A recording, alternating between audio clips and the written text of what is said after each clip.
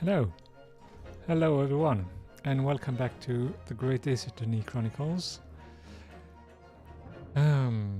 So last time we found out that the special friend of Miss Pavlova was a little kitty named Darka. So, but we don't know where it is. So we're gonna have to find out. So today I finally thought about plugging my controller for playing, so I can use that. I think it's going to be much easier to play with the controller, to be honest.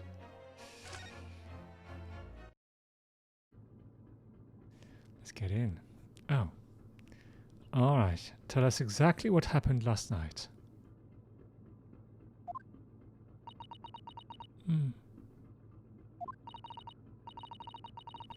It was a little after 1 in the morning. It was so late, but I hadn't had time to feed Darka, so I gave her some food. And then, all of a sudden, she scratched me and jumped out of my hands. Oh, people do say that cats become very anxious and nervous in new environments. Oh, she was so fast. She disappeared through the ventilator before I could stop her. And that is how you acquired the rather nasty wound on the back of your hand, I take it? Yes. And I had read the rules on the wall. I knew that I was not allowed Darka with me. Oh yes. Modern science suggests that animals can carry infectious diseases. It's a precaution, really. So I listened and listened, trying to hear if there was some noise in the next cabin.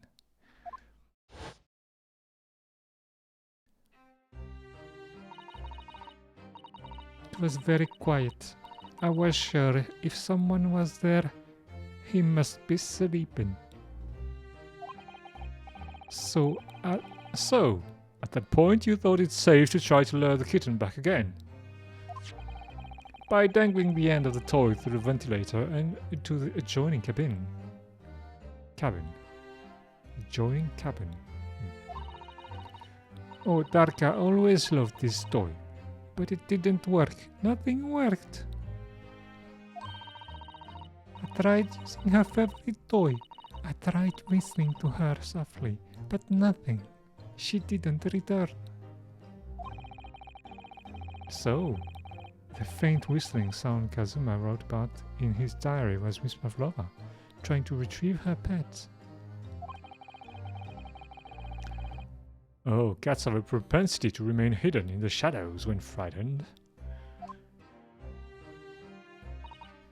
Yes, so there was nothing else I could do. I just had to wait until she had calmed down. But then... What?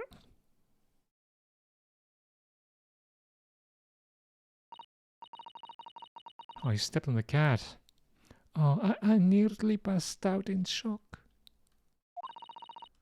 I heard her cry out, and then, oh, it was such a dreadful bang. Then afterwards, nothing. It was totally silent. Kazuma was...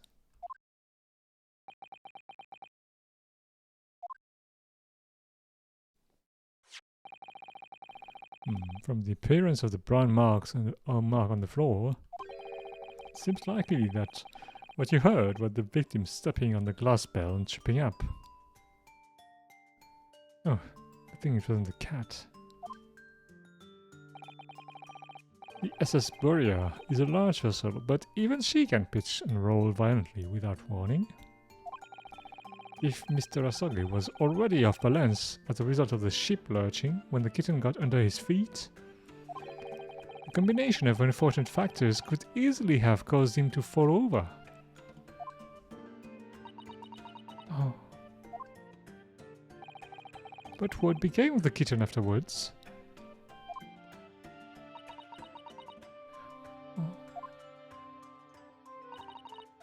the end, I managed to get her to come back through the ventilator. Hi, Mrs. How are you doing today? Yet, Darker is nowhere to be seen. I must have forgotten to lock my case. And now she disappeared again. Oh gracious, that cat is insufferably restless as I am. Insufferably? Well, he knows something about himself at least. I'm alright, but had a migraine in the night and was sick. Oh, goddamn. Oh, you're better now.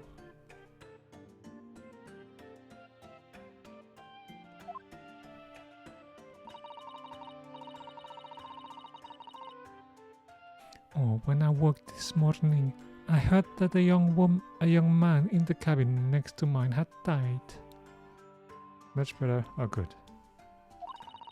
But I couldn't bring myself to tell anyone what had happened.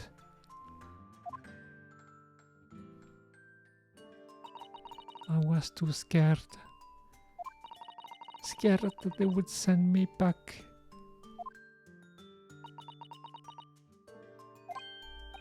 Oh, hold on a minute. What about the snake? You're right. Where is it? If the snake isn't your friend, Mr. Pavlova, then whose is it? And where did it come from? Good question. And what on earth is such a dangerous creature doing on board this ship? Their friend now.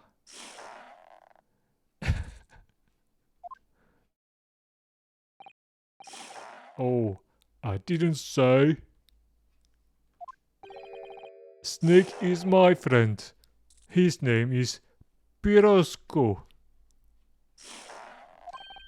Wait, what?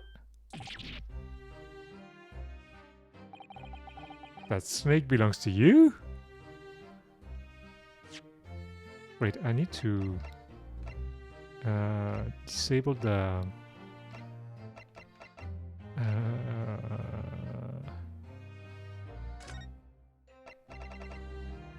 oh god.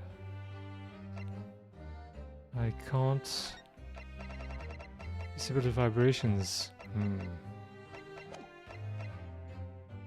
Oh yes, I can disable the vibrations. Alright. Be better now. That snake belongs to you? He escaped from cage when emergency alarm sounded. I was looking for him. I did not expect to find him in here. Yes. How did that snake get into this cabin? But animals are not permitted on board. Ah, we are at sea for 1 year.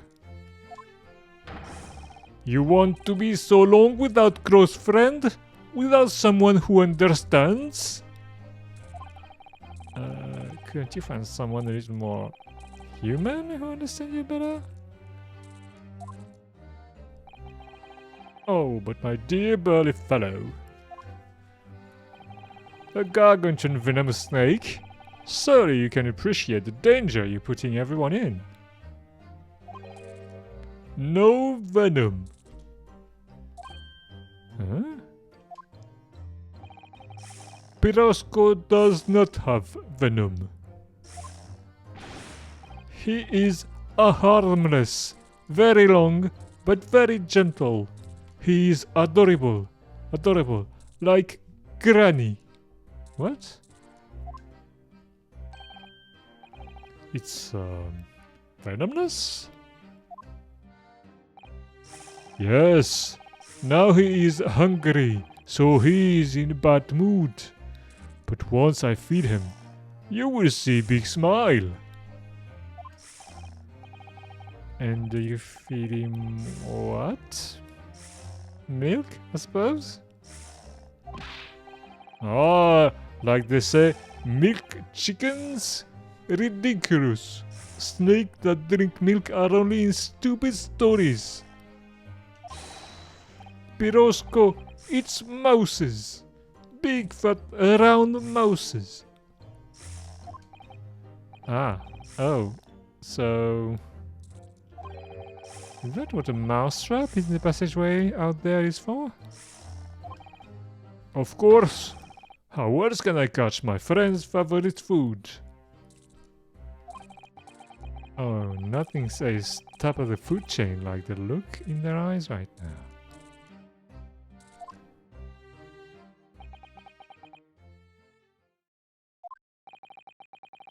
Oh, it refuses to drink milk. It can't hear a whistle. It can't climb up a bell cord, and it's not even venomous. How the deuce did something so inept land a starring role? Oh, it is not my fault. I do not make up stories. My Pirosco is nothing to do with this incident.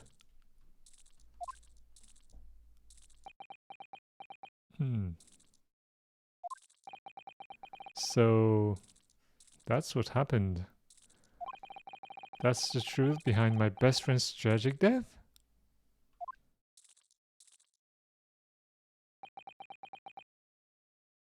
A simple accident?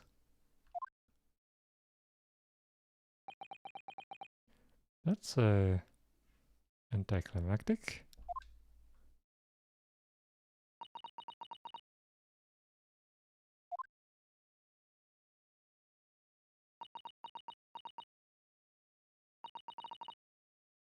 Miss Pavlova. I understand the difficult situation you've found yourself in, and I do sympathize. But please, remember this. A young man lost his life. If you're going to attempt to cover up your guilt with lies, then no matter what the circumstances, I cannot forgive you. Oh, Bat. What are you talking about, Miss Mkutaba? What lies? Miss Pavlova just confessed to everything.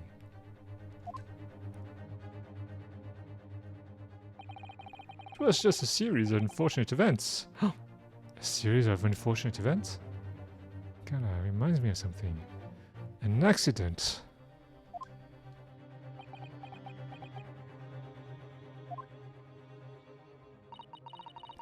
Oh, I'm no great detective like Mr. Sholmes. I don't have a gift of knowing the truth. But even I can see. That was not the truth. Don't you agree, Mr. Naruhodo? Do I? To be perfectly honest, yes. Wait, what?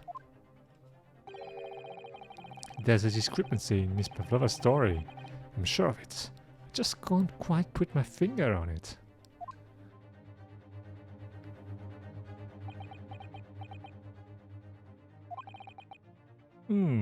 I confess, I was intending to let Scotland Yard deal with any outstanding issues on this matter.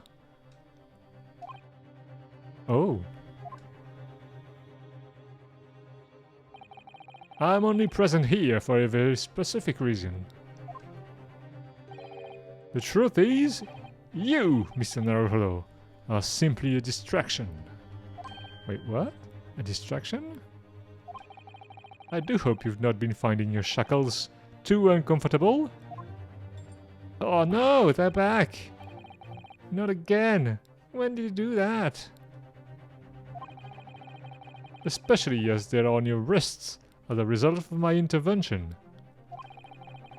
I was rather hoping I could resolve matters before we made our next port call. You were, Mr. Schultz? Yes, but I overlooked one important detail.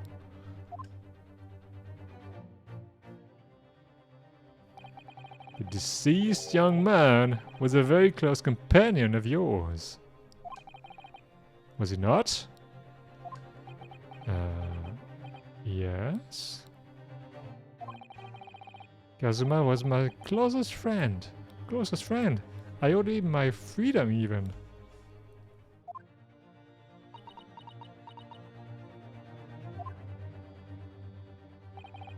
In that case, we must follow this to its conclusion.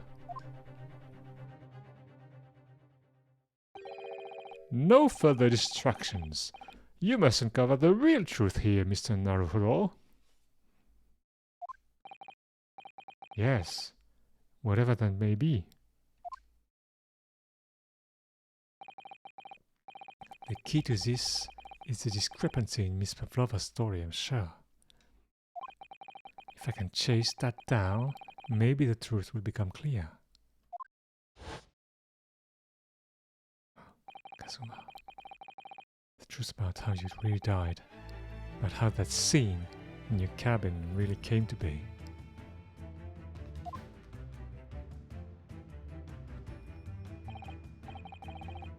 Alright, I'll see what I can do.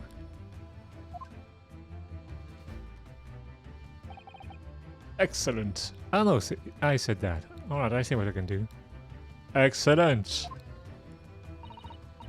Oh, thank you, Mr. Naruhodo.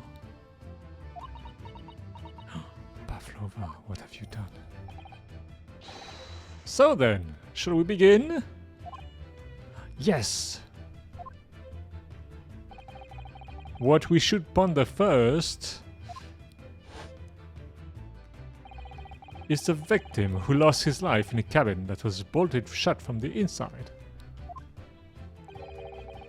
Was this truly an unfortunate accident?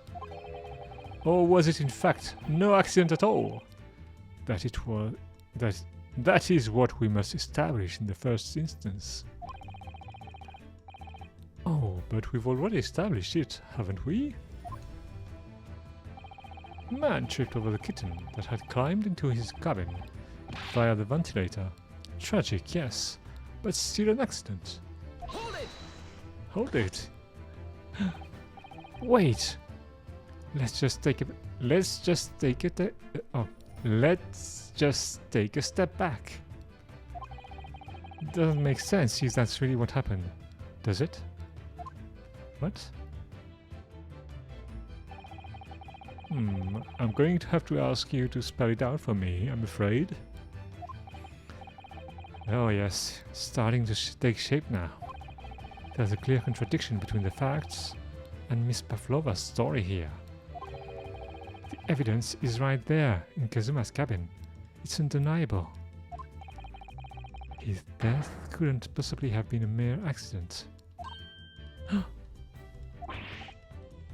Really? Let us show our hands, Mr. Naruhodo. Time to present the evidence.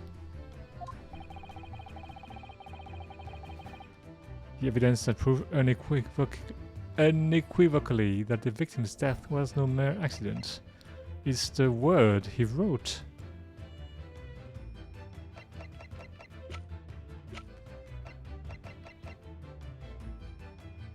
I mean, it can only be that.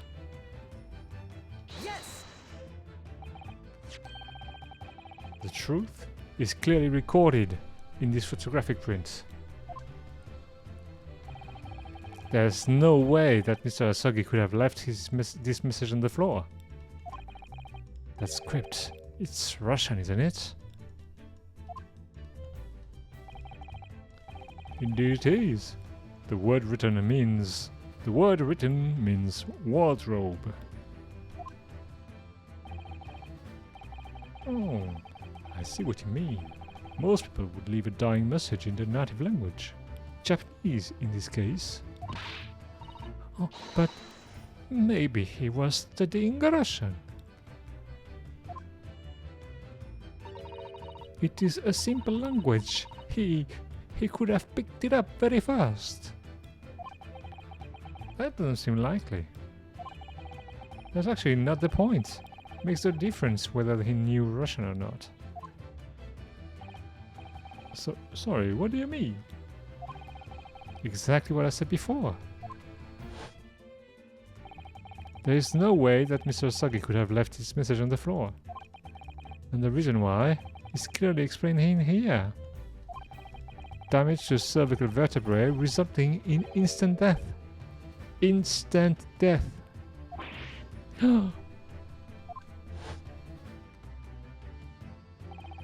Which means, after the victim fell to the floor, he couldn't possibly have written anything. Because he was already dead.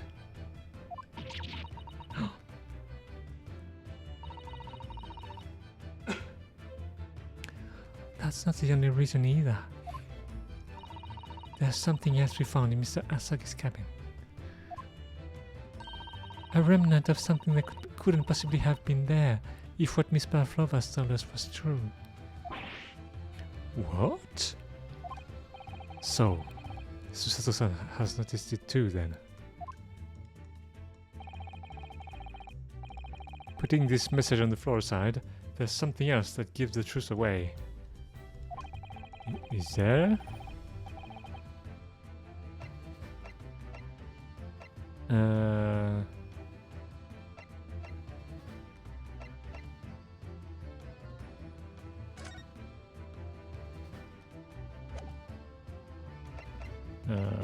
I mean, that's the only thing that could be another piece of evidence that proves there was no accident. The diary?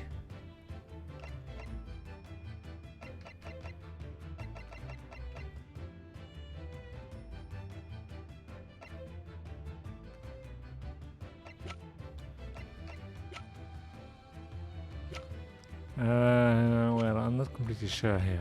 I think it's a diary, but I'm not sure.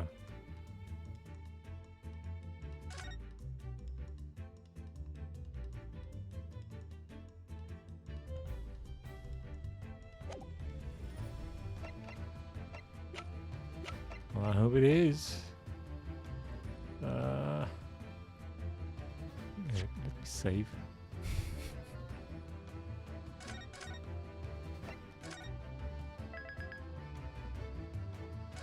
Okay. Okay, let's go. Oh, what point are you trying to make with that evidence? I'm starting to see how Kazuma's death really happened, I think. Oh no. I think that you are starting to see nothing as the sort, and that was the evidence to prove it. No, if it was no accident, then what we should be looking for is one of two things. Either the absence of something you would expect to find at the scene of an accident, or the presence of something you wouldn't. Most compendiously put, my dear madam. Ah, I see. I confess your rather languid "I see" didn't fill me with confidence, Mr. Naruhodo. Don't worry, Mr. Naruhodo. I believe in you. Well, more than Mr. Schomstad anyway. Well, that's a great help. Yes, it's starting to take shape now. There's a clear contradiction between the facts and Miss Pavlova's story here. The evidence is right there, in Kazuma's cabin. It's undeniable. Putting its message on the floor aside, there's something else that gives the truth away. Another piece of evidence. Well, in the cabin, well, there's only the mark on the floor. I mean,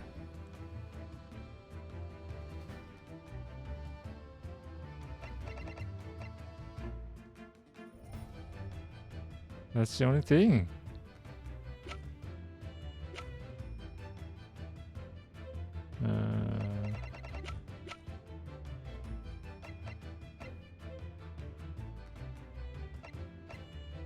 It can't be that. Why would it be that? The presence of something or the absence of something? The absence of what?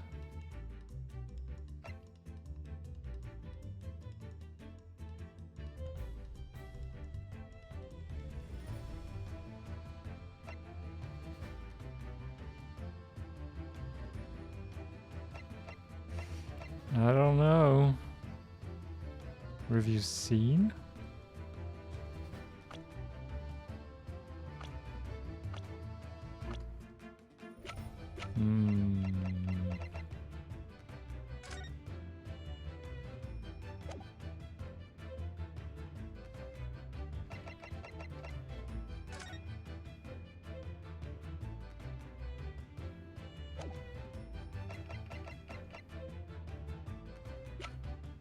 I don't know.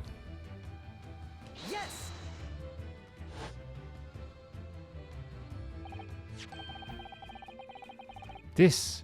This piece of broken glass next to the mark on the floor. That was it. But that's the glass bell the kitten had around its neck. We already know all about that. It was broken in half when the victim tripped over the cat and fell. So we already have a satisfactory explanation. Where's the flaw in that logic? Unfortunately, that's a very big flaw. A fatal flaw, I would say. What? If that's really what happened. Then how did one half of the bell end up back here, in this cabin? Ah. Yes, remember that we found the other half of the glass bell in that waste paper basket. Would you care to explain that, Miss Pavlova? Oh no. Both these pieces of evidence clearly point to the same conclusion. But when Mr. Asogi died last night in his cabin, there was someone else in the room. And that same person deliberately arranged the scene to disguise the truth. In order to cover up his or her own guilt. Ah. Yes, there was someone else present in Mr. Asogi's. Hold it. Wait, what? You are wasting time! Someone else was there? Of course, we know this. What are you talking about? Bulkhead was bolted shut from inside, but there was no way in or out. Oh, yeah. And only other person in cabin when Youngstead died was you.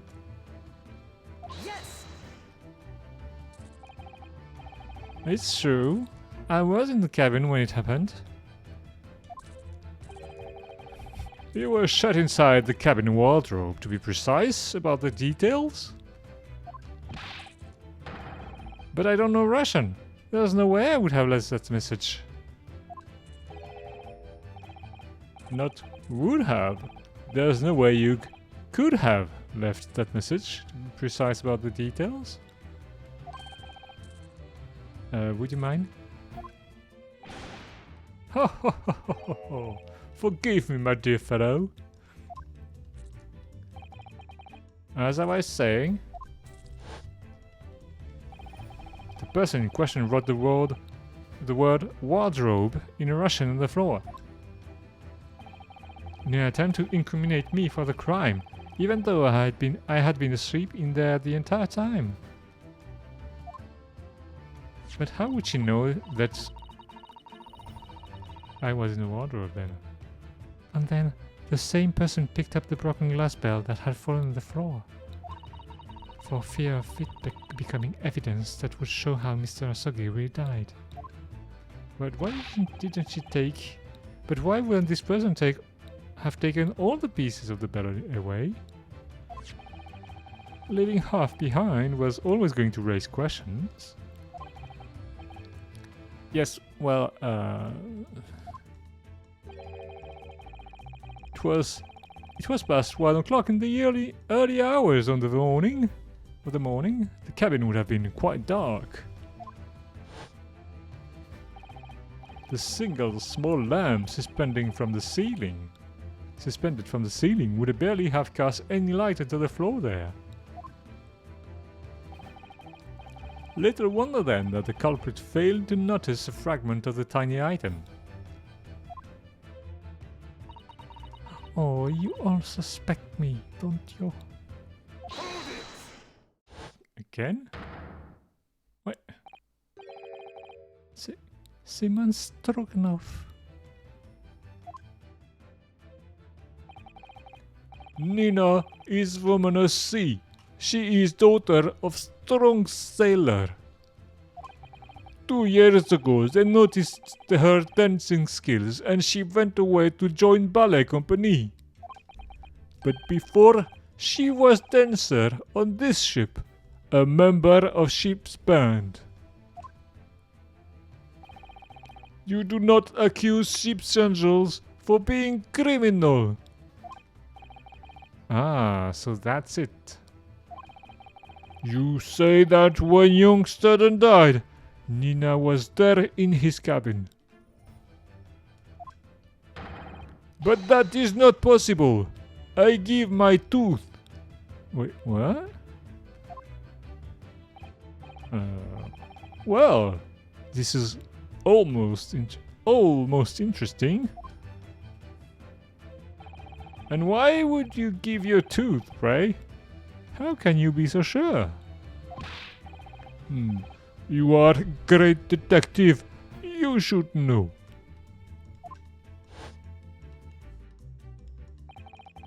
Look truth in eyes. Cabin bulkhead was bolted shut from inside. Nobody could go into cabin. Not Nino. Not anyone. Or you want to tell me that killer can walk through locked doors? Yet, it's impossible. Ah, he's right. But wait, I've read about this in detective stories. People often tie threads around door latches so they can open and close them from the outside. Thread? Are you stupid? These bulkheads are not barn doors. Certainly not. These are watertight doors, as one would expect to find on any modern steamship. Constructed of a heavy steel, with not a gap in sight. No thread or needles or magnets could have been used. Oh no, of course not. Oh, I thought so too. But Mr. Naruhodo suggested it earlier, so... Wait, is it gonna be my fault now? Sato-san, how could you shift it onto me like that? What?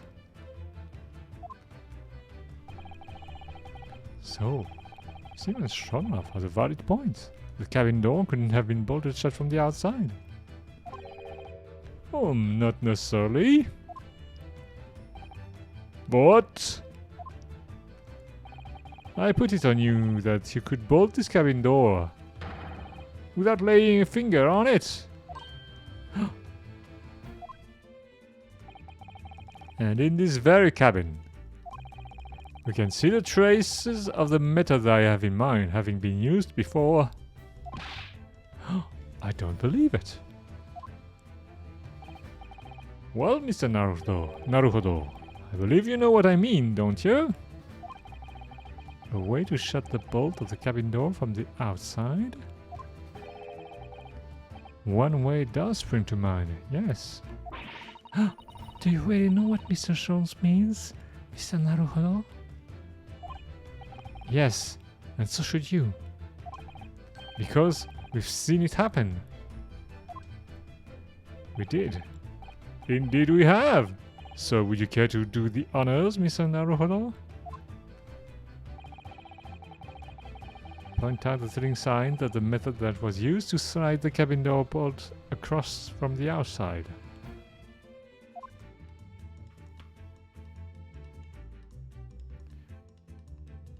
Okay, so you know what? This game is very... It's much better played with a controller. Look at the bookcase there. See how all the books and things on it have toppled over? Oh, that must have happened when the ship made its emergency stop before. Yes, that's right. It's a very powerful vessel after all. When the engines are thrown in reverse, a violent jolt goes across the entire ship. Wait, give me a sec.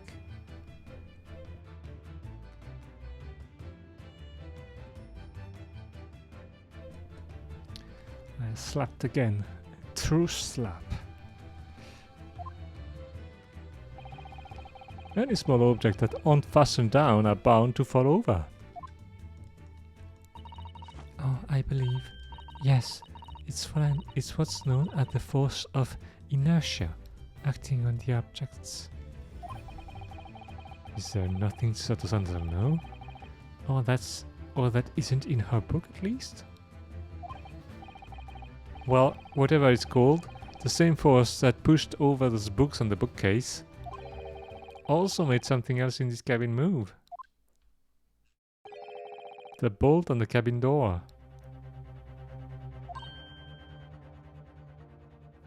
Oh! It was very obvious just after the emergency stop that the ship made earlier. We had come into this cabin not long before, and we hadn't bolted the door. But then...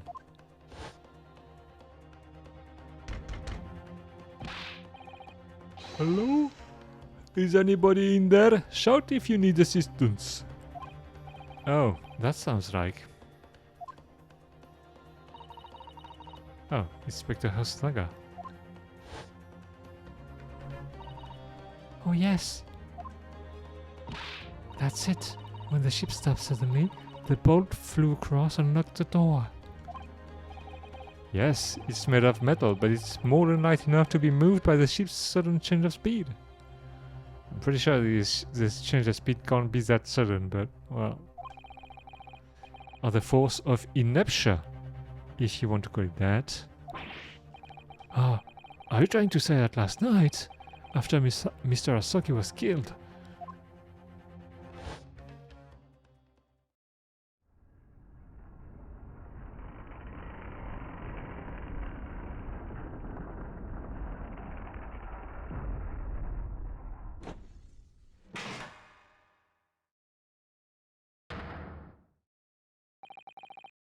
SS Burya made another emergency stop?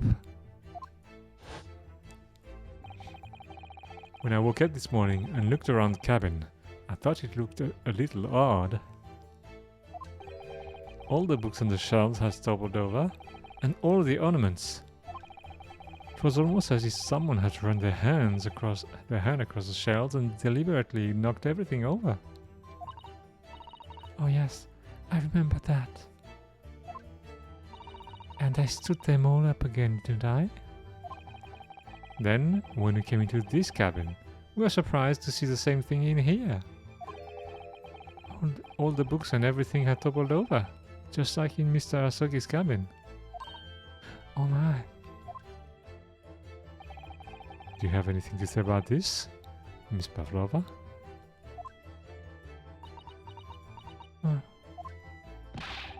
Are you out of your mind? You said Burya made emergency stop? Oh, it does seem a little far-fetched. How could that possibly have happened? Unless you're saying that culprit is actually someone from the engine room. Oh, it's simple enough. Are you forgetting the button in the passageway outside? Just to trigger the emergency alarm? Oh, yes, of course. There was a notice on there telling you only to press the button in times of emergency.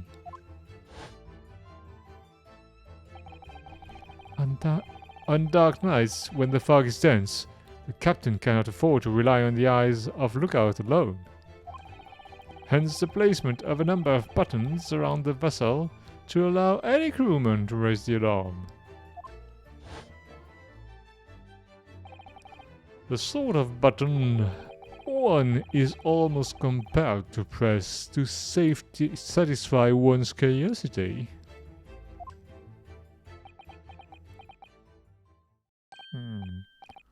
Wait, it was you? When the button is pressed, two things happen in the interest of safety. The emergency alarm bell rings and the vessel comes to a complete stop. As indeed it did earlier today.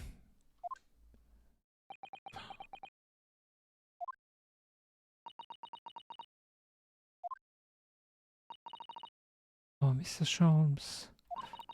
Surely it wasn't you who... As I always say, a button has but one purpose in life. To be pressed, whatever the occasion. He sounds almost proud of himself. Well, I'm pretty sure it's more than almost. How dare you mess with ship? I report you to Captain. You are in much trouble now. Now, I'm sure all that can wait until later. Let us not overlook the fact that we have now learned a valuable lesson. When the vessel makes an emergency stop, the bolt on the cabin doors slide closed. So, what we must now consider... Oh yes, it all comes down to one thing now. Last night, after what happened to Mr. Asogi, did this ship make an emergency stop? Or did it not? You gotta press the button. Yeah. The button. You are idiots! Buria is huge ship with many passengers. If we make emergency stop, even in middle of night, there would be chaos everywhere. Oh, what are your thoughts, Mr. Naruhodo? Well, it's certainly possible that some kind of emergency happened last night. We have evidence to support that idea. Really? What evidence, Mr. Naruhodo? Fascinating. Do show us, my good man. We went from boy to good man. What evidence promotes the theory that some emergency gripped this vessel last night? The ship's log, of course. Yes! Seaman Stroganoff. It's your duty to patrol the first-class area of the ship. Isn't that right? That is correct. Why? And the ship's log here. This would be where you record the details of your duties. What are you doing with that? That is mine.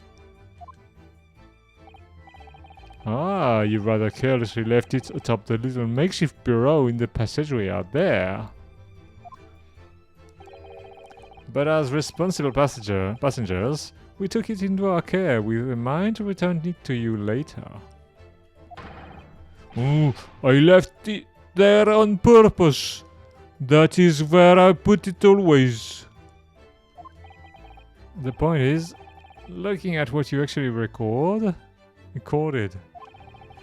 it's clear that under normal circumstances, you write the phrase, "nothing to report," every 30 minutes.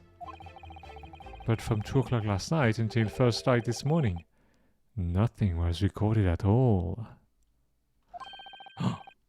Nothing recorded in the log? Oh, that is, duh, because, nothing happened. But if nothing happened, you would normally write, nothing to report, wouldn't you? Oh, indeed so. Which tells us that shortly after 2 a.m., something happened. Here, aboard the SS Buria.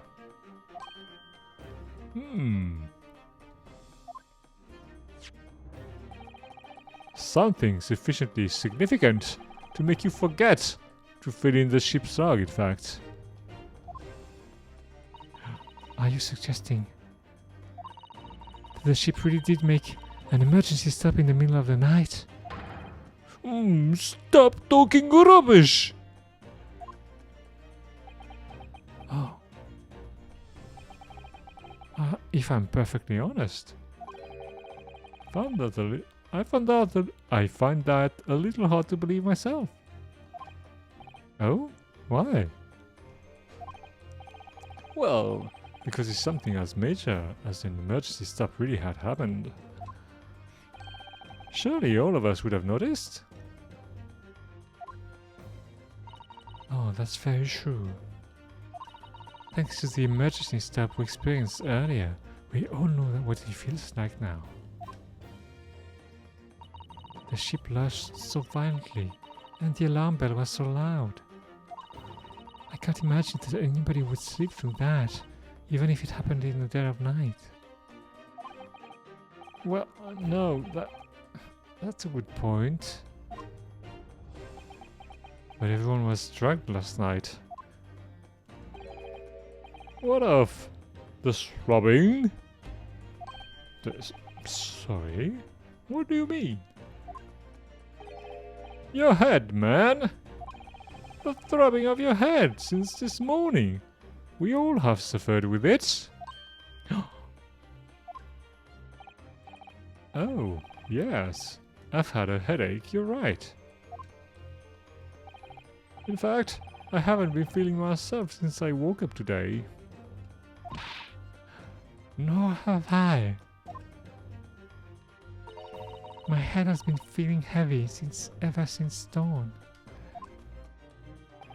Yes, you've all been afflicted, haven't you? Just as I suspected. He's right. My head's been throbbing today too.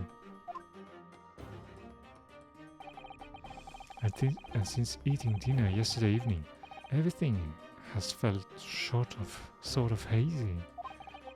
I can't really remember anything that happened after I climbed back inside the wardrobe. Then the first thing I noticed this morning was the throbbing pain in my head. I had already been dragged out of the wardrobe and had those handcuffs put on me by that point. Why didn't I wake up when all that was happening to me?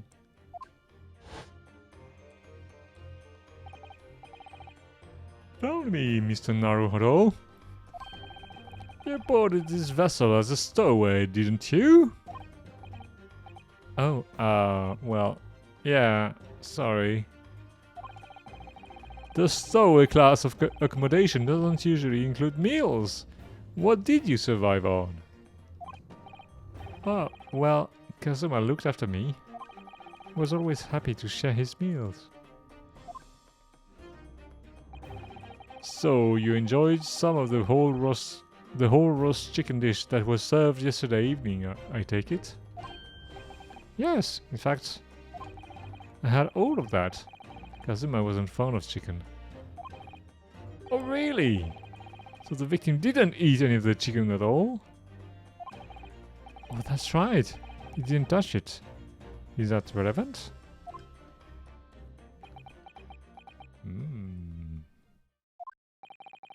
My dear fellow, does that not strike you? Oh, Mr. Sholmes, do you mean to say that there was something wrong with the chicken? I do. No, really? Is that really true? The meal prepared for the passengers last night had been tampered with. Tampered with by the addition of a soporific designed to induce a very deep slumber in those who consumed it.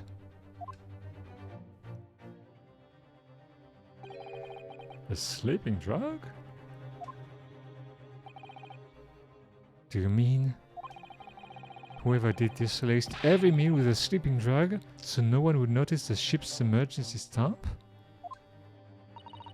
Oh, Mr. Naruhodo, of course. That's not what Mr. Schultz means. It's a far-fetched idea. Precisely. Lacing every meal of every passenger on board with a soporific drug would certainly be impossible. Unless, that is, every single member of the crew was a conspirator. What? Mr. Schultz. Well, Seaman. I'm sorry to say that any more deception in this matter will get you nowhere.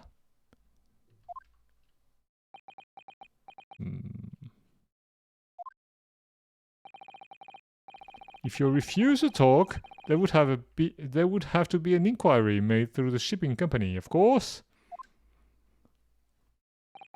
And were that to happen, every member of the crew, and the captain himself, would be hold over the coals. Wait, what? Hold over the coals? What does that mean?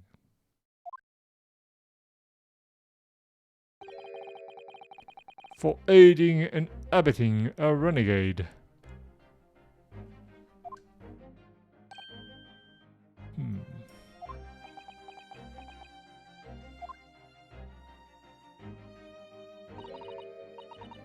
Please, no more. I will tell everything. Eh? I cannot make problems like this for everyone anymore. Oh, these crewmen are your former comrades, I believe. Yes, so when I decided to run away, I asked them to help me. We all agreed to help everyone together. She threw away everything. Her fame in the ballet, Mother Russia. We wanted to help our angel. Oh, I don't believe it. You are right. We put sleeping drug in chicken last night. Oh yes, I remember now. I did notice chewing on a lump of something strange and bitter at one point. Duh, we could not make all drug, how do you say, dissolve? Talk about heavy seasoning. At midnight in waters near Shanghai, we brought our angel on board. She was helped by comrade on shore, but with small fishing boat. Oh, while all the passengers on the SS Buria slept soundly. Thanks to the almost magical effect of the slumber-inducing potion their evening meals had contained. So if that's what's happened, the only person awake on the ship last night was the crew, people who dislike chicken, and the newly boarded passenger, Miss Pavlova. And that means it would have been possible for you. You could have used the emergency stop trick to lock Kazuma's cabin door. But why would she do that? But But how does that make sense? Surely every cabin door would have ended up locked in that case, and there would have been complete chaos. Oh, I wouldn't say so. What? Ah, of course. Just like us, all the other passengers would have eaten their evening meal of chicken in their cabins. After which they would have been overwhelmed by tiredness because of the sleeping drug. Quite. And accordingly, all passengers were already in their cabins for the night. Yes. The overwhelming majority of passengers would habitually sleep. The overwhelming majority of passengers would habitually sleep with their cabin doors bolted anyway. And so not one of them would have found it remarkable to find the door locked in the morning.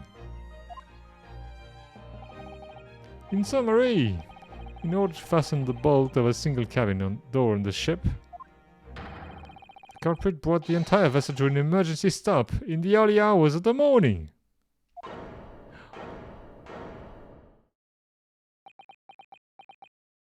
Oh. You have talked a long time and said many things. What is point? The point is what I said earlier. There was somebody else present on the scene when the victim lost his life last night. Someone who left a message in Russian on the floor in an attempt to incriminate another. Someone who tried desperately to hide the broken fragment of glass that would reveal the culprit's identity. And someone who abused the ship's emergency stop procedure in order to lock a door. All told, a busy night. But... I don't know about any of this. I am just a little girl. You like to speak with your long English words and explain your clever ideas. But I am sailor, and sailors don't listen to long boring stories. We don't believe. Sailors like me, we trust only what we see with our eyes.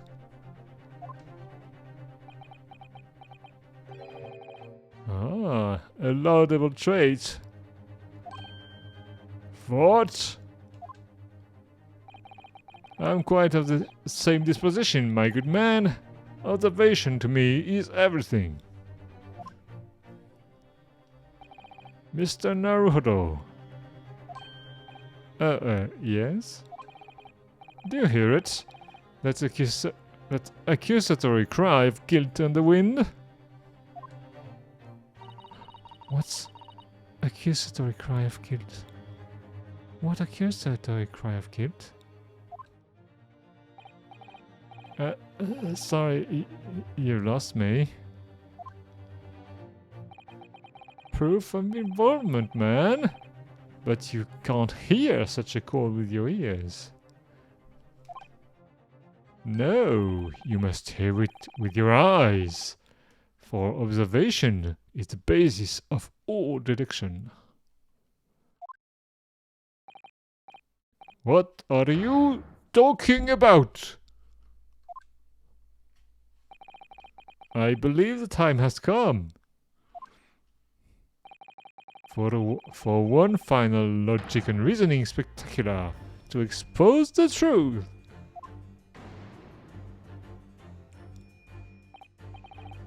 So, Mr. Naruhodo, your assistance, if you please. Oh, with what exactly, Mr. Sholmes? With observation, my dear fellow. Just as I said, of these two prevaricators. Prevaricators? I'm not so sure what that means. Observation? Oh, If you remember, Mr. Naruhodo, we know that somebody tried to fabricate evidence, don't we? By tampering with the scene of Mr. Asogi's death. What we're looking for is some trace of evidence that one of these two was there when it happened. Precisely! You are delightfully quick to grasp my meaning! Alright, I'll see what I can see. So we're looking for a trace of evidence that shows someone else was there last night when Kazuma died. A trace of evidence that someone was at the scene when Kazuma died. Left here? Left ear? What about the left ear? Oh, she has such petite ears among that beautiful hair, like little pink shells. Oh, what's that? Oh, there's something dangling down from her ear. Oh, that's an earring. The crescent moon part looks like as though it's made from wood. It's charming, isn't it? Women do seem to love adornment like that. In their hair, around their necks, on their fingers, and even hanging from their ears, it seems. Oh well, jewelry is beautiful, Naruto-san.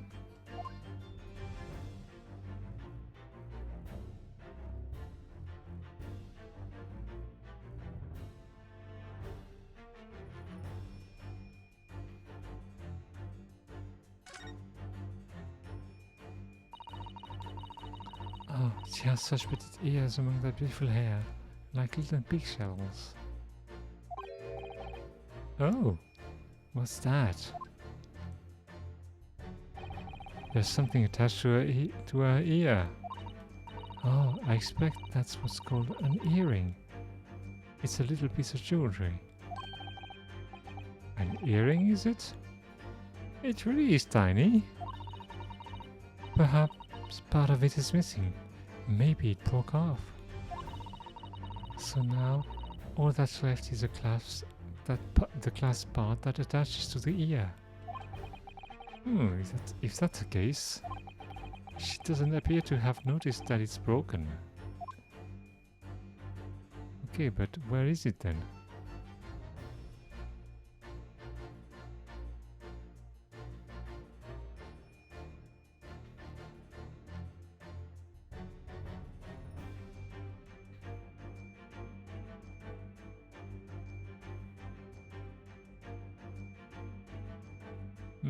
I guess that's the thing. I mean, there's nothing else to look at. What's that?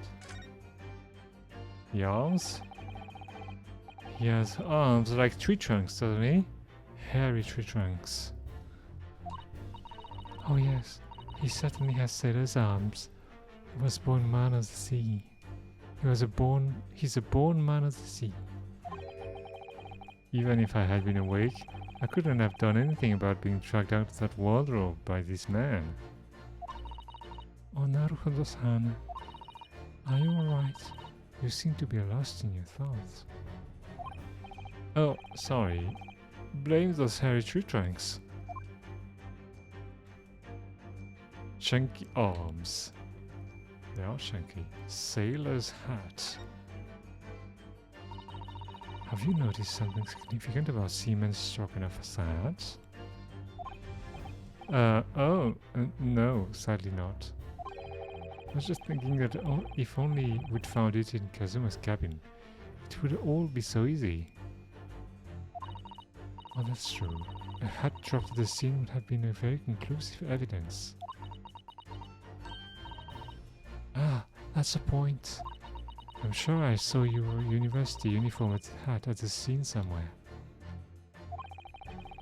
That is not a point, at least not one I'd like you to make.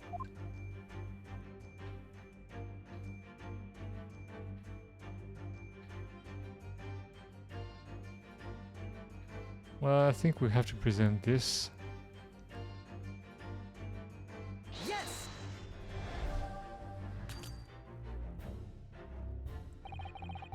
I noticed the dainty jewelry you're wearing on your ears, Mr. Pavlova. Were we to find a piece of those earrings in Mr. Asogi's cabin, it would prove beyond doubt that you were there. Although, we haven't actually found anything yet, so... What spectacularly contrived logic led you to this mindless conclusion?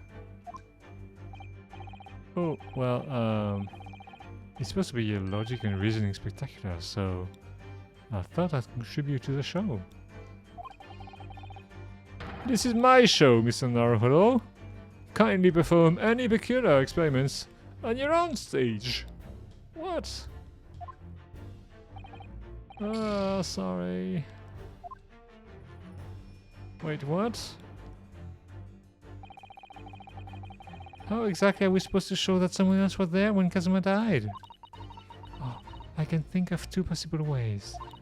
Either we find a trace of something that the person in question left behind at the scene, or, if that's not possible,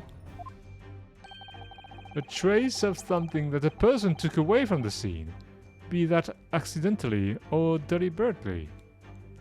Deliberately. A trace of something someone took away? If you observe closely enough, I believe you will find examples of both. Give them a long, hard, and uncompromising stare from all sides. That's my advice. Okay, okay. Oh, what? What is this? Look at this. It's some kind of stain in an unusual place. Yes, you're right. It looks like ink, if I'm not mistaken. Ink. And look at the color too. It's clear where this came from. Okay, that's it. Yes!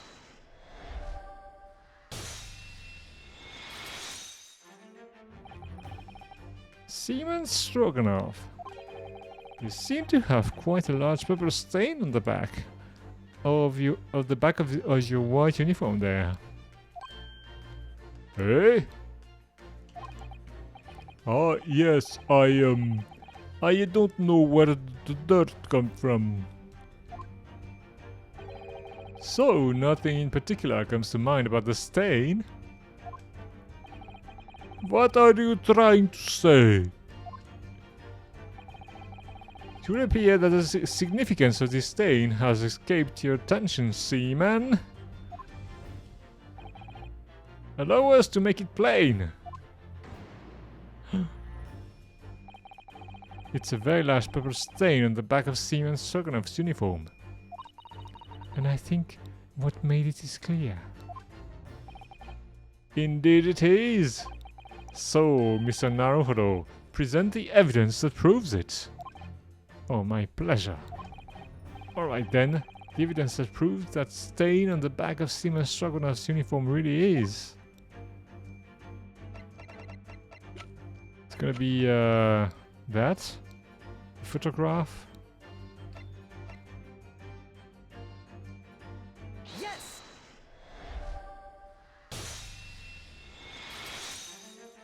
Did he do it?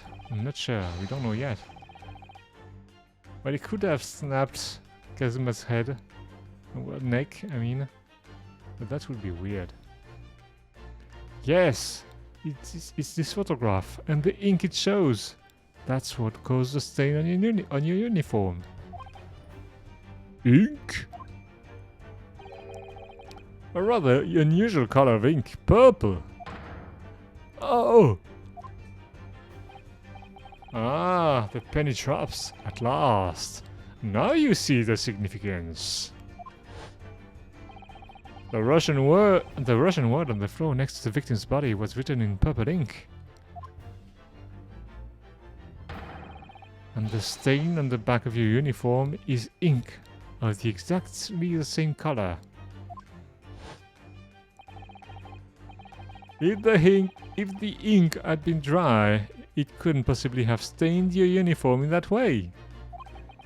Which means you must have been present in the cabin in the moment immediately after the ink was spilled.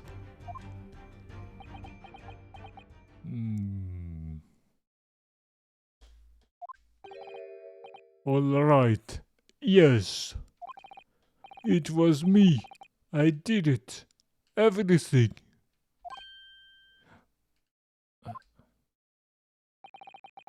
I arranged everything in that student's cabin to make it look like Wardrobe Man did it. Wardrobe Man? What? No. Then I pressed button to make Boria do emergency stop and bolt cabin door shut. I did everything so no one would suspect our angel. Beef, please.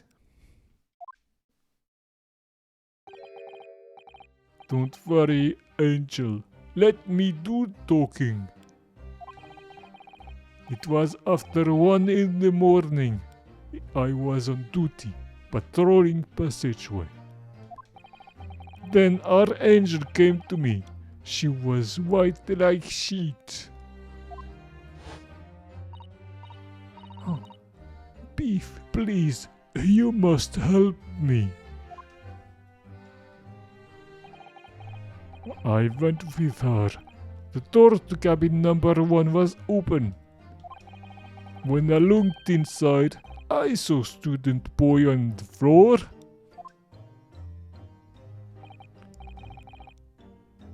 What happened here?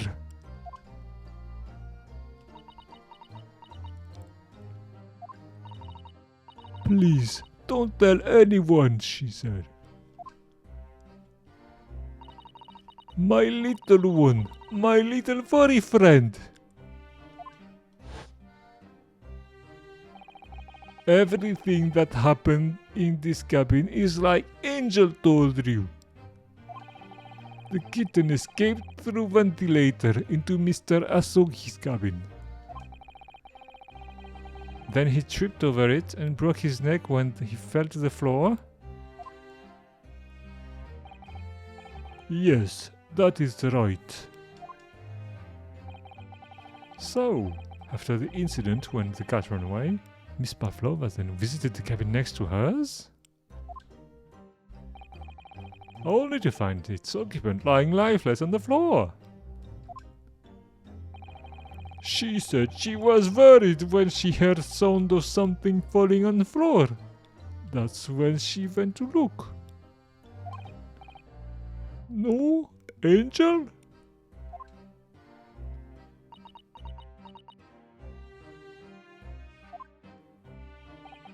The door was not locked. So she opened to look, and you already know what happened after.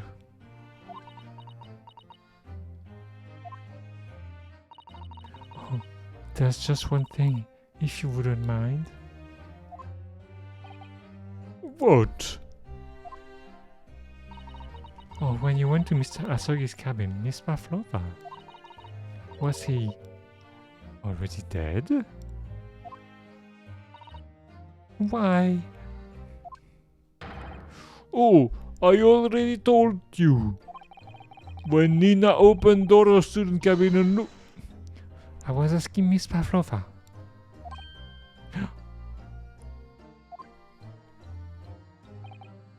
Well, Miss Pavlova? Ah. Oh. Yes, that is right. I saw him. It was dark, and he was wearing black, but he was on the floor, not moving. I was scared.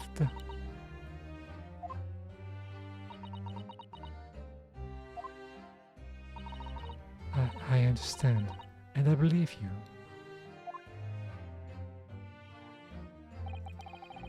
So, is that finally it now? Have we discovered the real truth about Kazuma's death at last? Ah, something very nearly slipped my mind. Oh, Mr. Sholmes? This photograph. Yes, I took this myself, you know. The cause of death was a broken neck. Therefore, the victim died instantly. And the unfortunate incident that precipitated these events, a kitten, on which the victim stumbled. However, if those are facts, there is one particular area in this photograph that seems to be somewhat unnatural.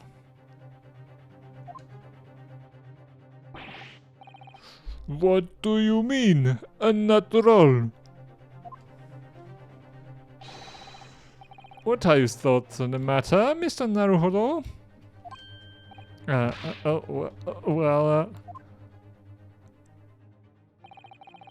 If Kazuma tripped and fell by some terrible stroke of bad luck, broke his neck, which part of this photographic print seemed unnatural? His fist there.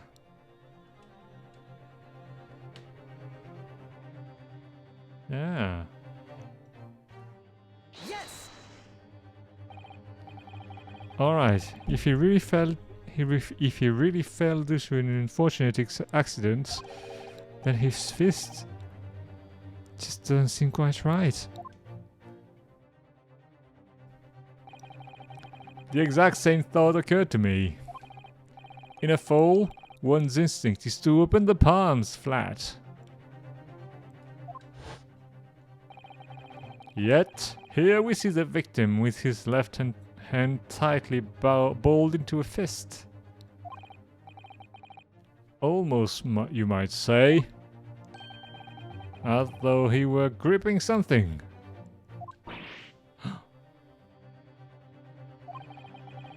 What do you mean? Simply that I took the liberty of investigating the victim's fist a short while ago. Oh, you did? And what, pray, do you imagine I found there, my dear fellow? The piece of the earring, maybe? Oh, Mr. Sholmes, show us, please.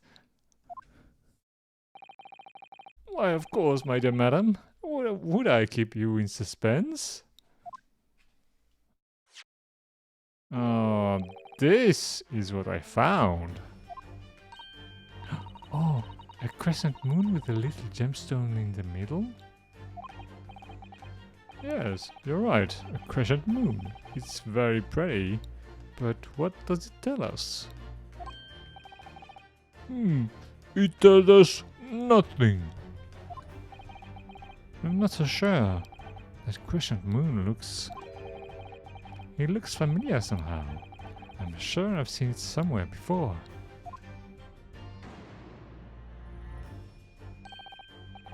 Observation, Mr. Naruhodo. That is the key.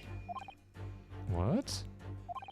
The truth is now tantalizingly close. How did the crescent moon come to be in Kazuma's clenched fist? This is the final clue, the last piece of the puzzle. Ask yourself, what does this little crescent moon mean? What significance has it? And observe! Find the answer with your own eyes. Where did the crescent moon come from? Not this one, but this one. Yes.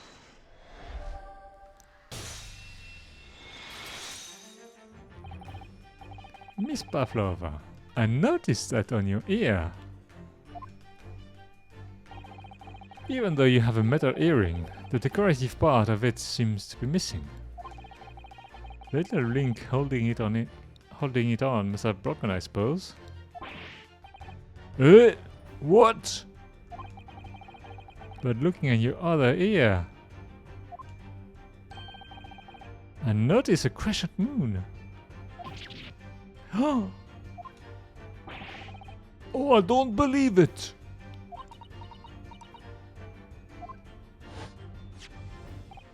Now, the missing crescent moon was found in the victim's clenched fist. Clearly, there is only one logical conclusion. Wouldn't you agree, Mr. Naruhodo? Yes. Miss Pavlova. Mr. Asogi must have grasped the crescent moon and pulled it from your ear. Perhaps just moments before he fell to the floor. You have to go to bed. Oh, alright, have a good night, missus.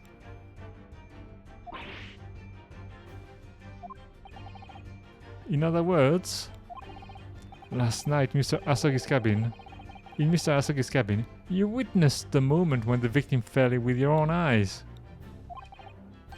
In fact, you were quite literally at arm's length from him. Oh, Stroganoff is sad. But then the question is, why did Mr. Asagi do that? Why did he pull your earring from your ear and hold it in his clenched fist during his final moments? Oh no. Angel.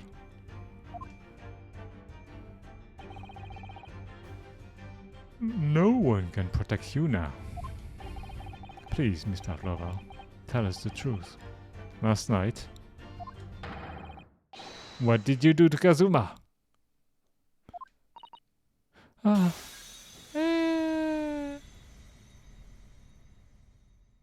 Fatality.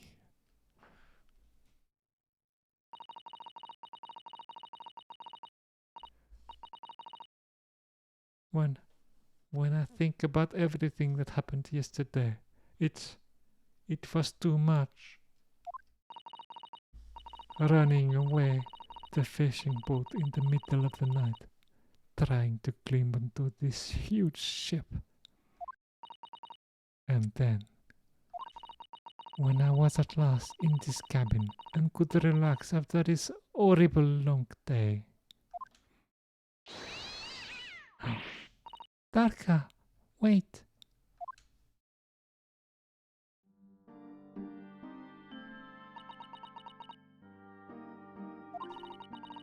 I couldn't believe it when she disappeared through the ventilator. I tried to call her with a little whistle. I tried waving her favorite toy. But nothing worked. Taka would not come back.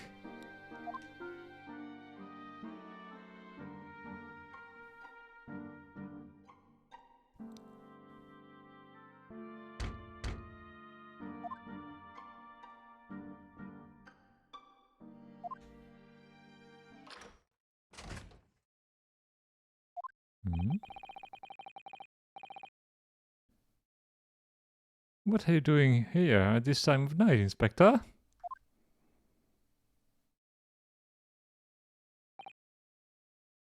Oh, I'm sorry. I thought it was a friend of mine.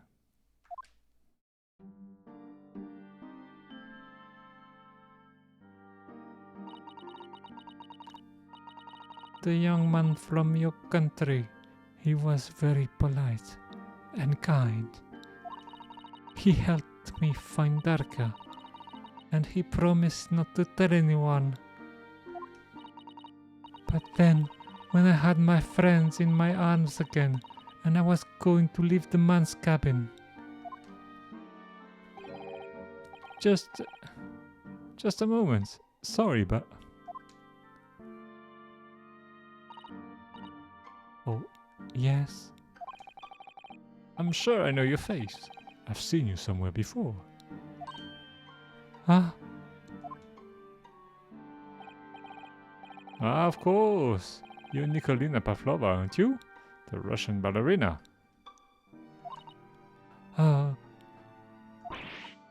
No. that name?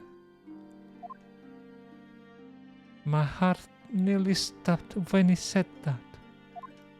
He knew who I was. How could this man from a land in the faraway east know a Russian ballerina? Yes, I saw your performance in Japan. The beauty of the ballet made a deep impression on me. But what are you doing on this ship? I'm sure I read that your ballet company was performing in Shanghai at the moment. I can't fool him. I have to tell him the truth and hope he doesn't tell anyone. I have no other choice. I see. So you've run away. Please, please keep my secret. Don't tell anyone. Give me a moment. I could use another opinion here.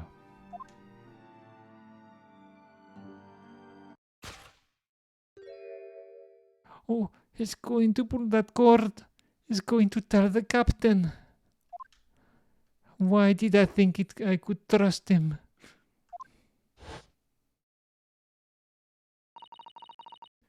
Then it happened. Everything at once.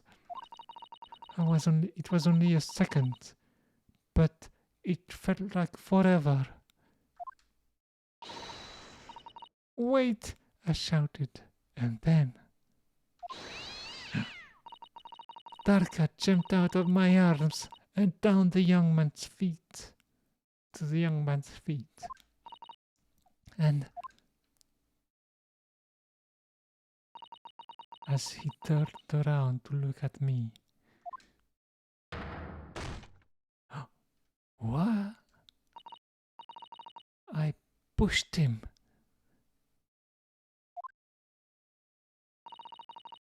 I don't even know why.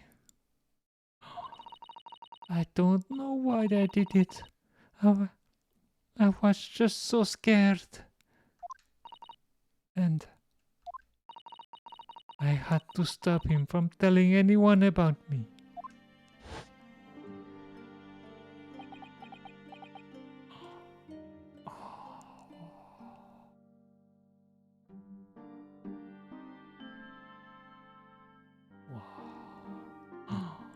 It's a horrible story. Damn, what's gonna happen to her now? What? God damn it, it's so sad.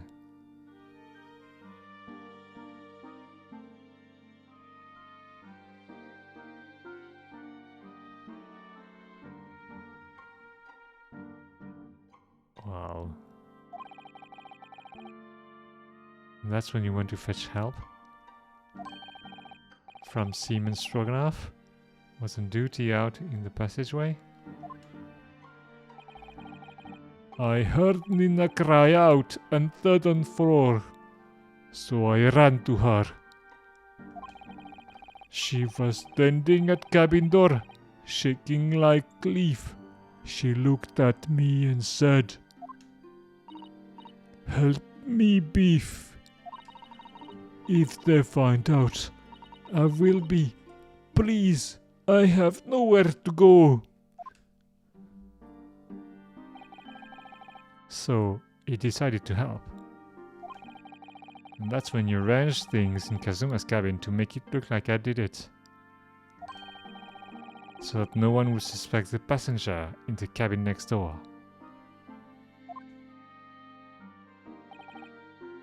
Yes. I went to cabin and looked around to make sure there was nothing to show Nina was there. And then I found Stowaway in wardrobe, still sleeping. Right, that's when he found me. Oh, so he worked out a plan to lay the blame on the Stowaway.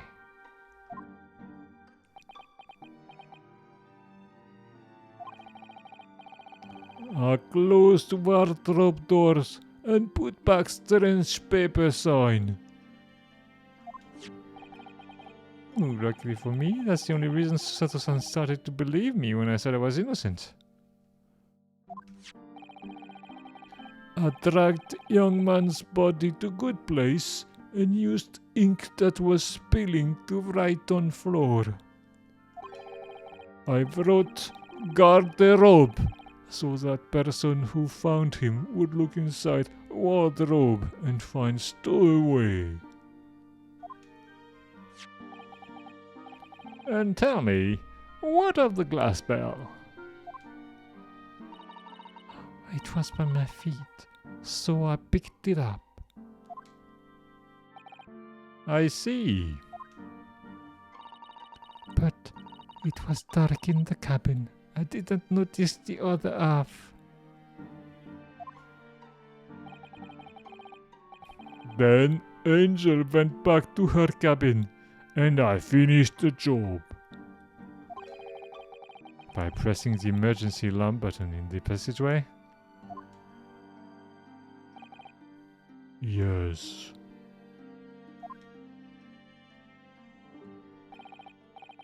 Accordingly, the SS Buria did indeed come to an emergency halt at a little after 2 a.m. thus enticing the bolt on the cabin door to slide shut, creating the locked room mystery.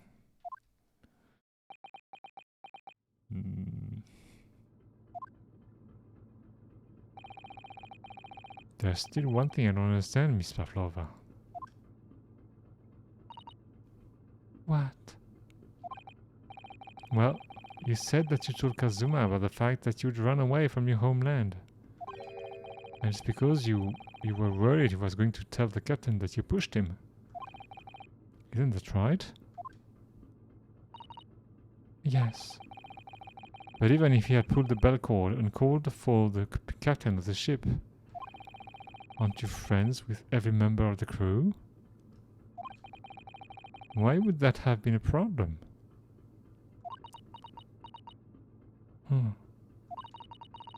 It was what we said first that made me scared. What he said first?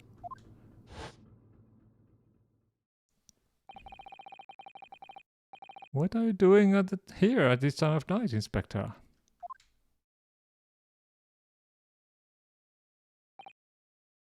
Oh, I'm sorry. I thought it was a friend of mine.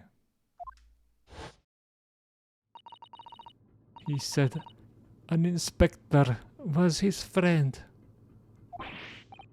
Oh, yes, meaning me, who was supposed to be acting as his bodyguard. I thought that if police knew about me, they would arrest me. So before he could pull the bell cord, I...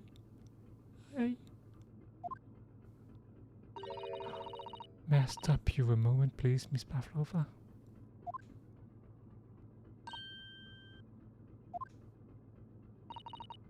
It just doesn't seem to make sense. I mean, was Mr. Asogi really going to pull the bell cord? I don't know. What? What do you think, Mr. Naruhodo? What do you think, Mr. Naruhodo? What? Well, I met Kazuma, so I can't know for certain, but he was a man of his word. If he told you he wouldn't give your secret away, then he wouldn't have done. No, he was walking over to it. He was going to pull the cord. He was going to make them send me back.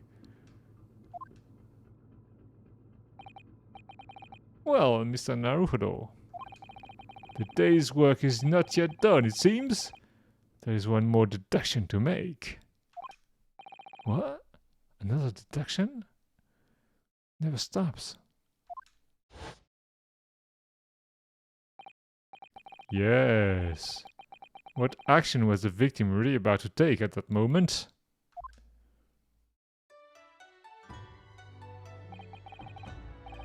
Can determine whether the young man's gaze was directed. Whether? He was going to ask us. First, consider the victim's location within his cabin. That's easy. I remember every detail of that room. I mean, yes, I spent quite a lot of time in the wardrobes, but still. That cabin has been my home for this entire voyage. Oh, this is how the cabin looked at last night, when Miss Pavlova's visited Kazuma-san. Kazuma-sama. Yes, it's exactly how it was. Are you ready then, Mr. Naruhodo? Yes. If there's one thing I've learned today, it's that a simple gaze can reveal all manner of truth. And not only that, in order to draw the right conclusion, you can't afford to be out by even a little bit when you're following the gaze to where it lands. So, when he turned away from Miss Pavlova, what exactly was Kazuma looking at?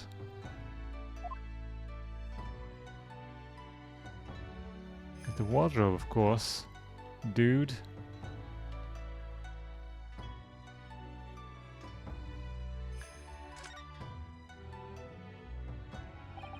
The bell cord. So Miss Pavlova thought that he was just coldly ignoring her request. Coldly. I'm going to pull the cord. But the Kazuma I knew would never have done something like that. No, I'm sure of it. The bed? Was he looking at the bed? His bed. I remember him being annoyed about the pillow. He said it was too thin.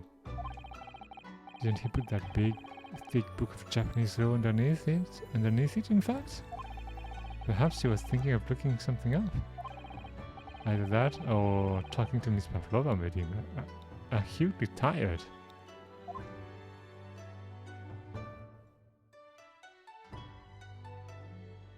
But no, I was looking at the wardrobe, really.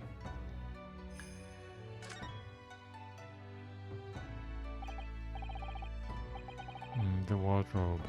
My wardrobe. I was in there at the time, of course, sleeping soundly. Too soundly. If only I hadn't eaten that chicken that was laced with sleeping drug. If only he'd woken me up. Then maybe this tragedy would never have happened. It's so sad. I don't want Pavlova to be, you know, to go to prison. Take that!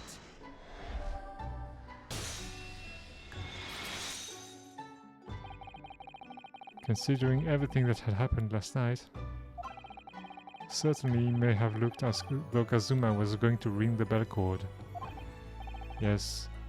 Yes, however... what is directly beside the bell cord? The wardrobe.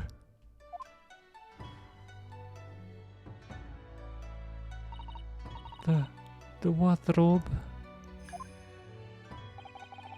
And more importantly, what was inside the wardrobe? The man's great friend, sleeping soundly. Oh. Miss Pavlova, please, think back very carefully. What were Mr. Asagi's exact words last night? Give me a moment. I could use another opinion here.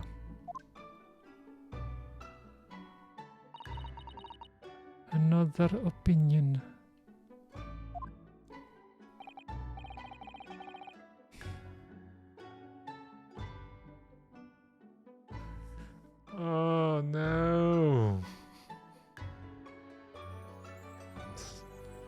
So sad. Yes, but not from a member of the crew. No, Mr. Asogi intended to consult his close friend on the matter. To see if, between them, they might be able to help in some way, no doubt. Oh no! Oh, sadly we can't know the truth for certain now.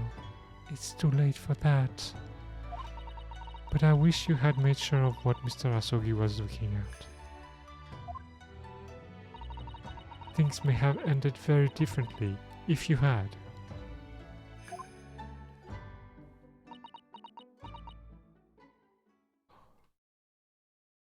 She must feel so guilty now. Miss Pavlova.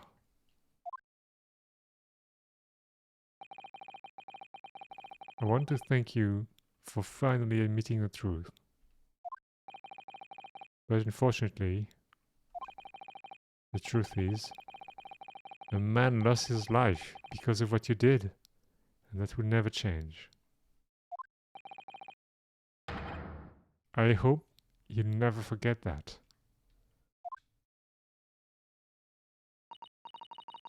Oh, I'm sorry. Really, I'm so sorry.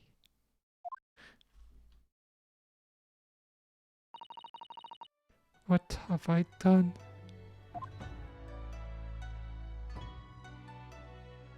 Damn, this is horrible. And so, at long last, the mystery surrounding the tragic accident on the SS Buria was finally laid to rest.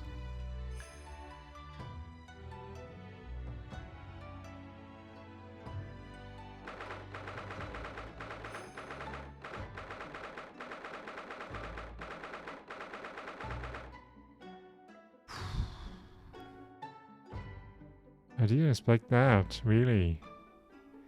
9th of January, 7:14 p.m. SS Buria, first class cabin passageway. What will happen to Miss Pavlova now then? Once we reach Great Britain, she'll be handed over to the British police at Scotland Yard. What about the fact that she ran away from Russia? And the Russian tries to repatriate her? Apparently, the English detective can speak to the immigration office and sort all that out. Mr. Sholmes can do that? So she won't be going back to Russia then? No, I don't think so.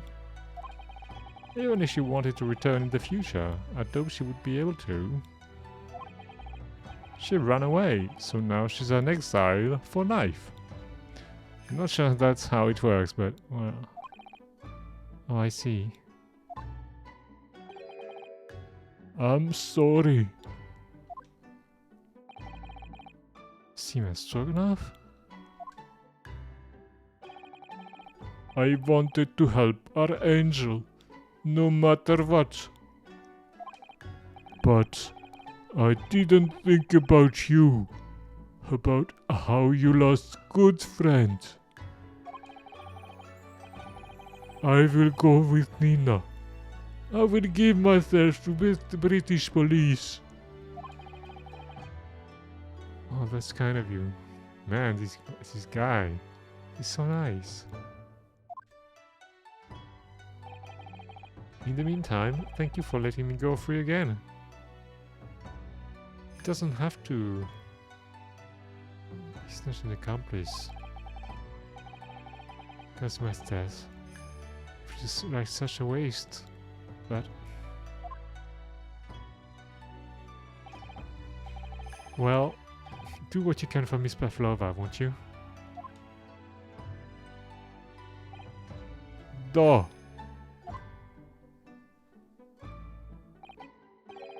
Well, I'm afraid you need to pack now.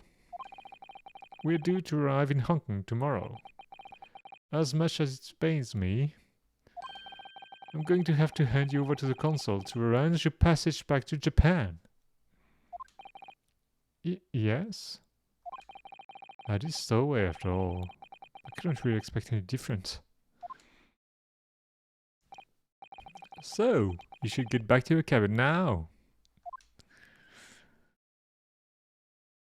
Man, I can't believe this story. Oh man. It's horrible, really.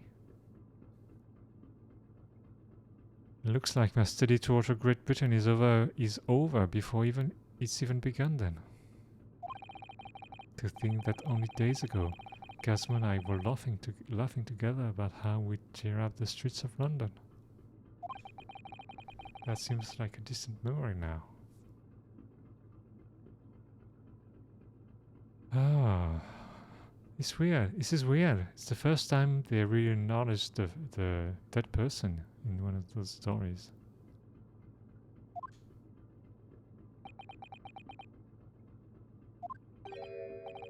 Oh, what's that? Is it someone weeping?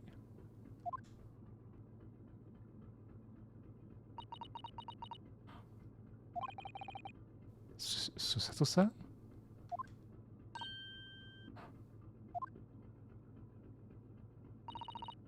Oh, Naruhodo-san. I didn't know you had returned. Oh, well, I haven't been back long.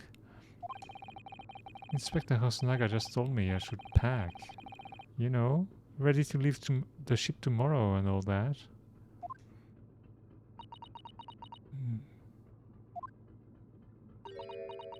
Hmm? I still can't believe this has happened. I can't believe someone's life can be over. Just like that. Susato-san.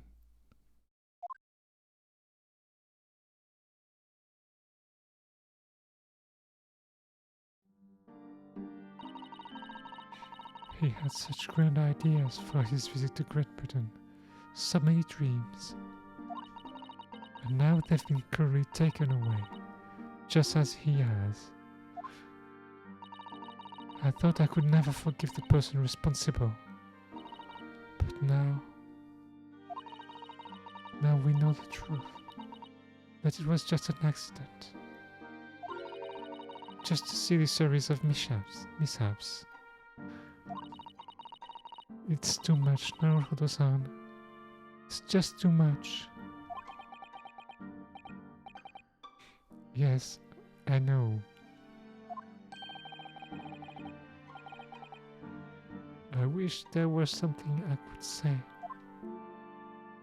Oh, Inspector. My duty was to see Asogi-san safely to Great Britain. But I failed, and caused his two closest friends great pain and suffering as a result. I've let everyone down. And I will do anything to make up for my terrible blunder. Oh, nobody blames you, Inspector. Wait, what? And I'm free again. What? Ha ha ha ha ha. Surprise, Mr. Naruhodo! Wait, what? What is the meaning of this? Oh, a trifling matter. Simply that in my head, I think I shall always picture you wearing the shackles. Without them, the balance seems all wrong. It's distracting. Sorry, what? Is that a joke to you? So, I decided to restore them, for old time's sake. Shall we say? You are a stowaway after all. Ha ha ha ha ha. You think this is funny?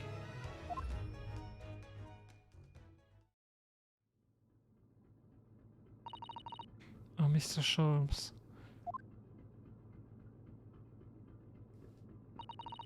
We do appreciate all your assistance. I'd like to thank you from the bottom of my heart. Oh, not at all, not at all. And I thought it's a little late. And though it's a little late, may I offer my sincere condolences. Oh, okay, so he's just a clown. The loss of your companion is truly heartrending.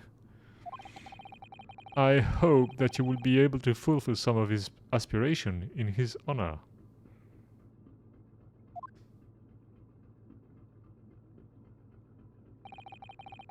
I'm afraid that won't be possible. We shall be disembarking at the next port in Hong Kong. We have to return to Japan and make a full report about everything that happened. What? Wait a minute. It's just me that has to go back, isn't it? I mean, I was a stowaway.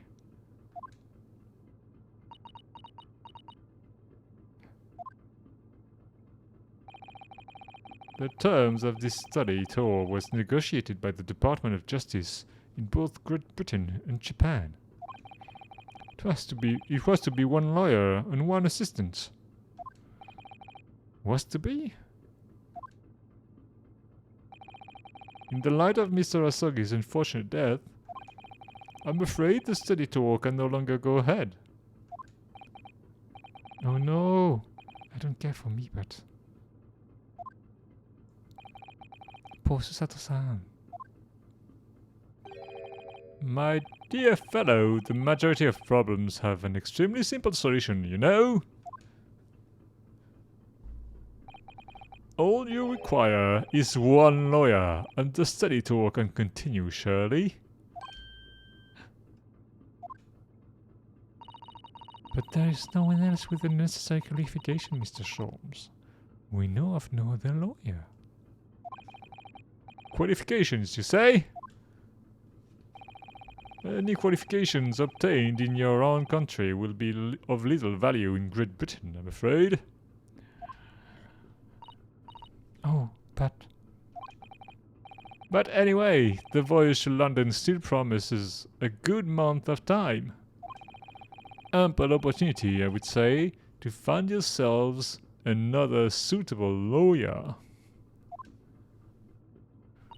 Oh, yes.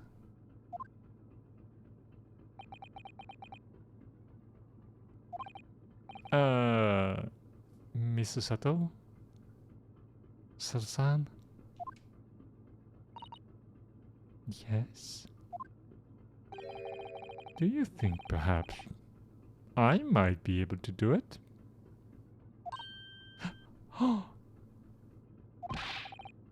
But you're not a lawyer, Mr. Naruhodo.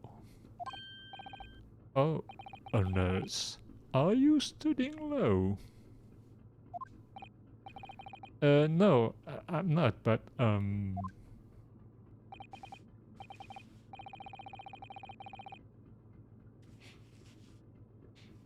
sorry. In that case, I don't think there's even a chance it could work. But as I said, there is still more than a month before we reach England's shores. Isn't that right, Mr. Naruhodo? Yes, I have a month in which to study, to learn what I must to become a lawyer in Great Britain. Mr. Naruhodo. Naruhodo-san. Oh, that's ridiculous. Are you seriously suggesting anybody could learn all that in just 40 days? There's only one way to find out. Oh, I would work my fingers to the bone, Inspector, every single day. Will you let me try? And if, by the time we reach Great Britain, I haven't learned enough to be recognized as a lawyer, I'll take whatever punishment is deemed appropriate. But why put yourself in such a difficult position? For Kazuma. He said that there was something he had to do in Great Britain. and that he would sacrifice anything to make it happen.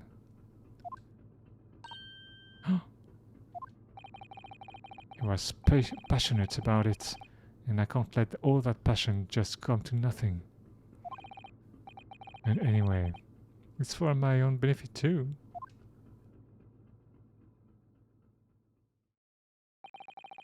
I will become a lawyer. I have to.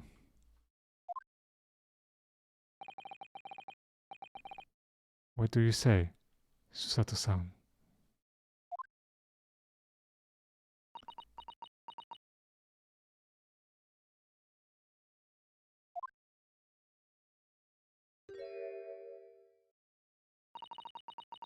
I think it's a wonderful idea. Thank you.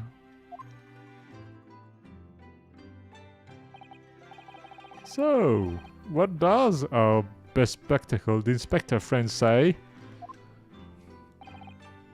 Are you serious? One lawyer and one assistant. The numbers are indisputable. No, it's madness. Yet fascinating, wouldn't you agree? Fascinating. Duty and rules are the dull routine of existence that we are all abhor. Give us interest. Give us fascination. Speak for yourself. Besides, qualifications are no measure of a man. What matters is his character, no?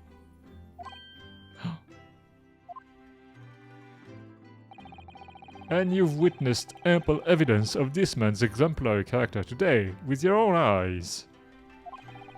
From the early hours of this morning until this very moment now.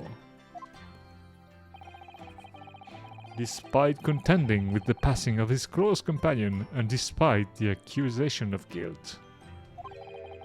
This man has shown resourcefulness, intelligence, and above all, courage.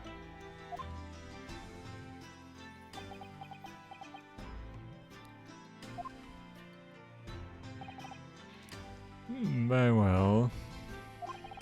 I'll think of a clever way to word my report to the Department of Justice. Inspector! After all, I did just make a promise, didn't I? I said that I'd do anything at all to make up for my shortcomings here. Oh, thank you, Inspector.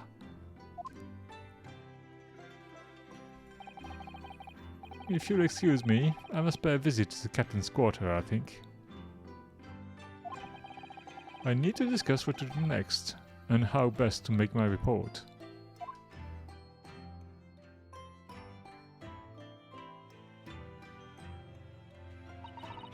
Oh, are you really prepared to attempt this, Mr. Naruhodo-san? Yes, I'm going to try. I wonder... Would you consider teaching me what I need to know? Everything about being a lawyer?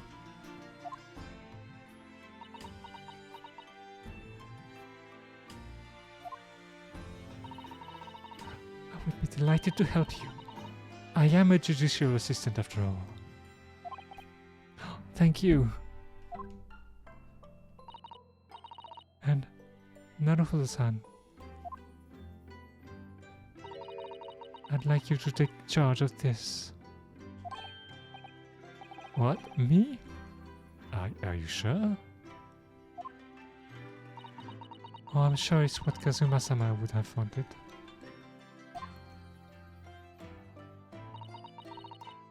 Its name is Karuma. It's a great sword that's been in the Hasogi clan for generations. Very well, I accept. I'll treasure it. Always.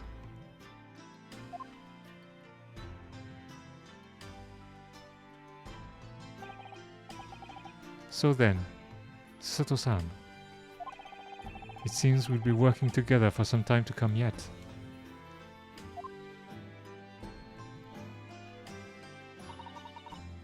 Oh, it will be an honor, Naruto-san.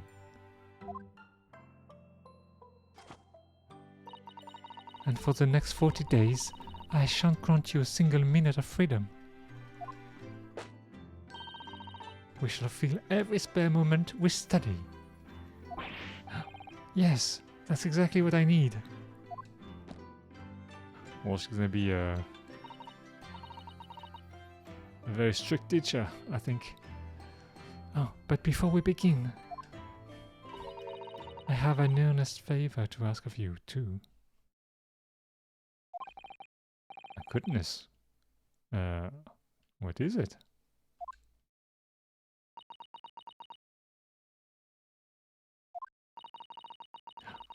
Please throw me to the ground 3 times. What? I should never have doubted you. You are Kazuma-sama's closest friend. Of course, you would never have done anything to hurt him. That should have been obvious to me from the start. But I allowed suspicion to get the better of me. And no matter how upset I was feeling, it was completely unforgivable behavior. No! No, you were in shock. You just found out about this me stowing away in the cabin. No! I won't let you make excuses for me. Whatever the circumstances, I should never have thrown you, and not just once, but 5 times. 5 times? Ah, that number keeps creeping up, doesn't it? So, wait, 2 of them were justified? Please, you must. Just take hold of me and throw me. Do it. Don't even think about it. No. I don't even know how. I've never thrown anyone in my life. Very wise, Mr. Naruto. It isn't a skill one acquires without considerable training.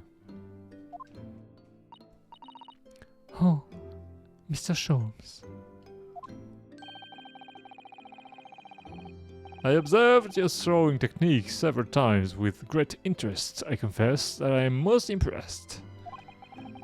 When did he see that? I presume that would be a form of Japanese wrestling. Oh, well, in a way, it's not wrestling, but my own interpretation of an ancient jiu-jitsu technique. Apparently, it's called the Susato takedown. It leaves your head swimming, believe me. Beguiling. I am a practitioner of the combative art myself. I am a somewhat accomplished boxer. Oh, there he goes, dancing around again. I wonder if you'd be so kind as to instruct me on how the technique of your arresting throw?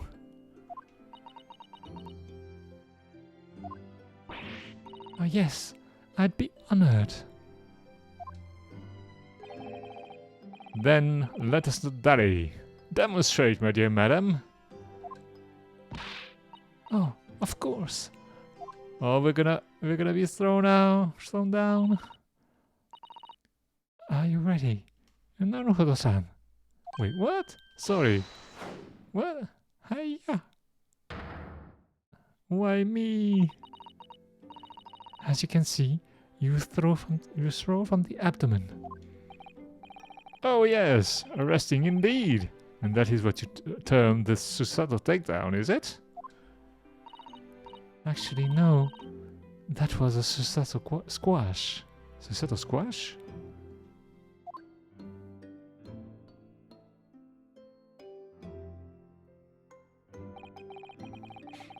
In my groggy state of consciousness, a scene from an evening recently spent with Kazuma flickered into my mind.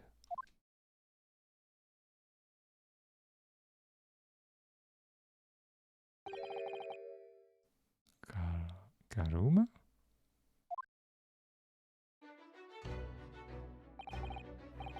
That's right. It's a prized sword that's been passed down through generations of the Asogi clan. I can't believe you managed to get permission to bring it with you. I mean, taking katana on a steady tour is more than a little irregular, sorry.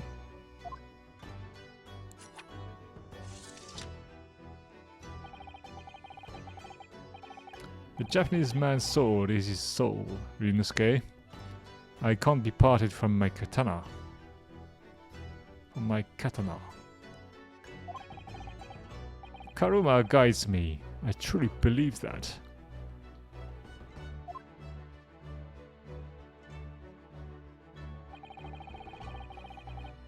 So, it names compel this wielder to slice evil in two? Not that you would need much compelling. Karuma. On that subject, there's something very important that I have to do in Great Britain. And I'll sacrifice anything to make it happen. I'd appreciate you seeing it through with me. Of course I will.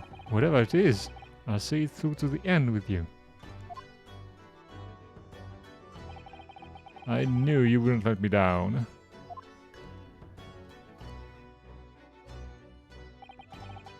That important thing he had to do. I still don't know what that was.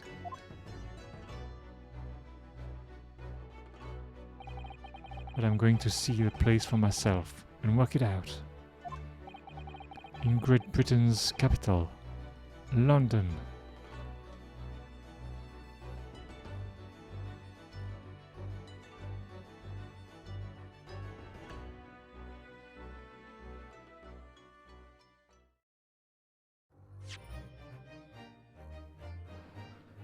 Oh, wow.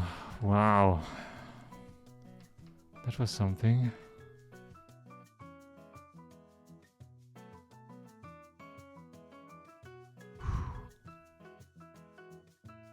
I